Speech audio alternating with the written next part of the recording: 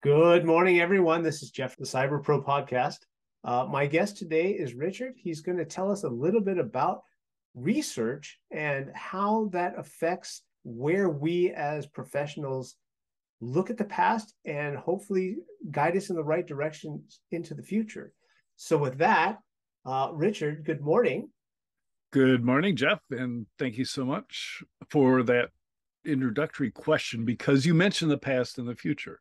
And that actually is, I've been thinking a lot about lately as I attempt to record the past and, of course, the future, predict the future. I'm an industry analyst in cybersecurity. I've been doing this since I joined Gartner in 2000. And I've just got this overwhelming desire to have all the data at my fingertips where I can manipulate it and analyze it and gain new insights. So that's primarily what I do. But in the meantime, I write books. So I wrote a security yearbook, which is a history book. It's a history of the industry. So unlike a lot of my other writing, it's not all about the attacks and the attackers. It's about all the companies that have grown up around our industry. Yeah, that is a huge topic, and I'd love to get into that. If you could, for our audience, if you could share a little bit more about yourself, kind of your journey, Sure. how you've gotten to today, and what you'd like to see, what you'd like to accomplish, go forward based on that journey. Sure. So I was a automotive engineer for many years, so a heavy duty computer user doing structural analysis.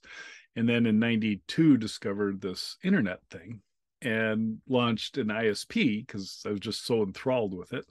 Love the fact that all this information was just there. Now yet, I could spend hours just finding information. The ISP led me to join another ISP who had a security focus that was called Netrex. Netrex was actually one of the first MSSPs in the United States. They went on to get acquired by ISS, which is now the basis of IBM's managed security service. I went on to PwC. So I was actually a pen tester way back in 1995. And that gave me the exposure to large enterprise. So big banks, railroads, oil and gas companies, and I was doing the pen testing on their digital resources and assets. And Gartner recruited me from that to be the second industry analyst. And and luckily that was right after the dot-com crash. So I had a safe place to be for 4 years. And it's only after I left that I realized the only thing I'm really cut out to be is an industry analyst. So all of my, I've started 24 companies in my career and most abject failures. Some did okay. And I realized that instead of trying to be the entrepreneur and the next Steve Jobs or frankly Elon Musk's, I'm cut out to be an industry analyst. That's because I like to write, I like to speak, I like to present in public, I love to learn new things, and that's essentially the description of what makes an industry analyst. It takes a unique talent in order to look at and I think it was encapsulated best, in that science fiction movie, The Matrix, where you've got these screens and the data that just flows, right? Yeah. To be able to look at that amount of data, whether it be historical research or real-time data, and start to not only make sense of it, but also to vector that correctly to solve the problems that you want to solve. Mm-hmm. So that was kind of a deep question or deep lead up to the question of what would you like to share with our viewers about how to research the entire cybersecurity industry? Would you like to share? Absolutely. It's taken 17 years to figure out a process to do it. I know all of your listeners struggle with just the flood of incoming data, right? There's news, there's new breaches, new vulnerabilities, new companies, new fundings, new M&A happening all the time, right? Right as we speak, Thoma Bravo is rolling up their third or fourth IP public company in taking them private. And it's just hard to stay on top of all that. So I started with, hey, if we're going to do this, we need to find all the vendors of IT security. And we need to decide what a vendor of IT security is, right? So it's, I from my analyst perspective, it was easy to say, well, not consultants, right? Because a consultant can come and go pretty quickly. And that includes pen testers. There are hundreds of those, not resellers. They're very important to the ecosystem. But once again, there are more of them than there are of vendors. Not insurance companies that sell cybersecurity insurance, not events companies, just companies that create products to address the cybersecurity solution. Next step, figure out how you're going to break them into categories. And this is easily the hardest step.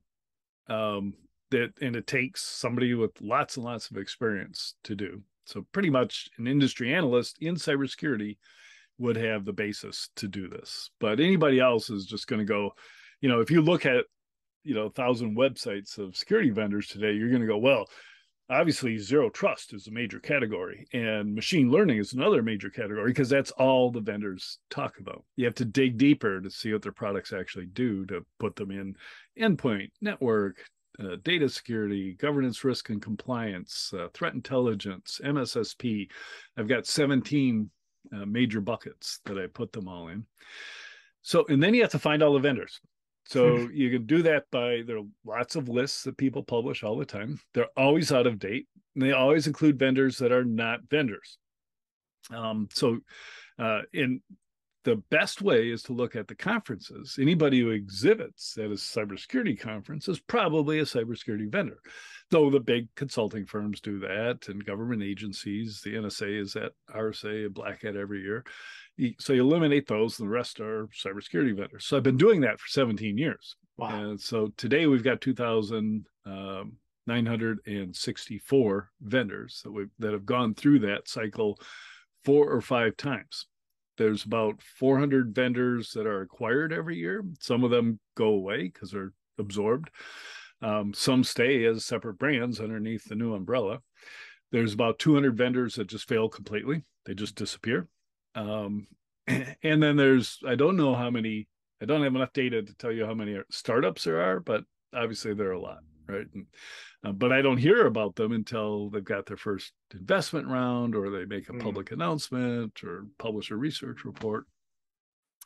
But that process has to be continuous. So it used to be just me making a note in a Google Sheet whenever I saw one.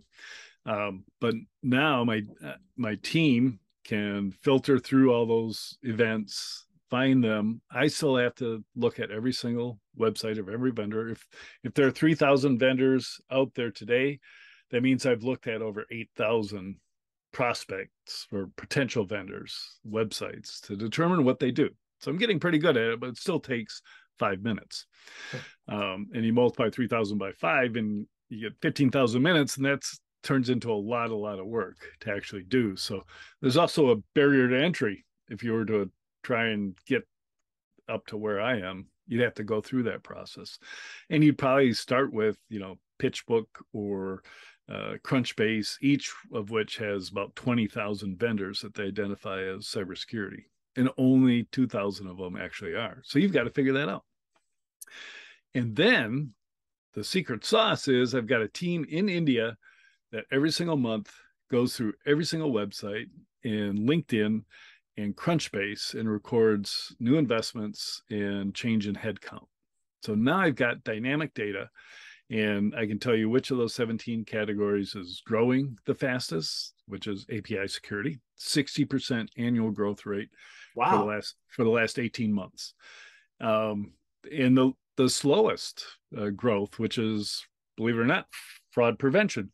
Fraud prevention must be maturing because it actually shrunk so far this year, 1.7% in headcount. So, and I can just I built a tool to do all this, of course, and I can just, every time I look at the tool, I get new insights, which is just such a wonderful thing for an industry analyst because every insight could turn into a research report or at very least a LinkedIn post that gets a lot of attention and draws people in, and hopefully they're buying the book. That is always the hope, isn't it? Yep. So that, I mean, that was a lot. And two of the things that you mentioned really hit home with me, where you've boiled this process down over the past 17 years of iterative evolution, and you've come down to 17 buckets where you put these folks into. And so now that you've gotten to a point where you have a mature process, the follow-up question to that is, what type of process have you put into place? Because as you've gone through this evolution, you know that the constant change that's out there and only getting faster is change itself. Yeah. So how do you keep up with that? Or what's the process behind maintaining clarity in a bucket that gets more cloudy because there's always new things coming about? Well, a great example is API security, which, there are vendors that have been doing something in that line for a decade. But only in the last 12 to 18 months did it become a top concern for the buyers. And API security for me was always a subcategory of application security. So it fit with web application firewalls and even code checking fit into application security. But all of a sudden you got this breakout capability that's getting a lot of funding. So you recognize where the investors are going. And then you look at the companies and see that they're growing as well. And even the ones that don't have a lot of investment are growing at that 60% rate. And that says, okay, time to make that a separate category so I can track it separately. I'm seeing the same thing happen in the most boring space in the world, which is vulnerability management. Something that everybody has to do. I've always lumped it, and this really, really upsets the vendors, but I lump them into GRC. So, and there's nobody that would say Tenable is GRC, right? It's their operations. They help you, reduce your attack surface area and all the rest. Saying, no, the only reason people do vulnerability management is because they have to do risk management. And risk management says, find all your assets, check their vulnerabilities, and patch them, all of which I've always claimed is impossible to do any of those three things. But with the advent of cloud and enhanced vulnerability management, where they actually tell you, hey, this is probably one you have to address today. Similar to the way we address SIM alerts, is trying to prioritize them. And the new investments going on. I'm going to break vulnerability management out, and then we'll be able to look at which categories are growing the fastest. Wow, there's a couple of outtakes that I'm going to go with, but we're almost out of time. Richard, I wanted to thank you for your time today and opening a door I'm not really sure I wanted to open. But things to think about, and that's the whole point of our podcast, right? To be able to look at something and consider a different viewpoint that maybe we haven't considered as of yet. For those of our viewers who may want to reach out to you, learn a little bit more about what you do, what's the best way to do that? Yeah, find me on LinkedIn, Richard Stiennon on LinkedIn. I'm easy to find.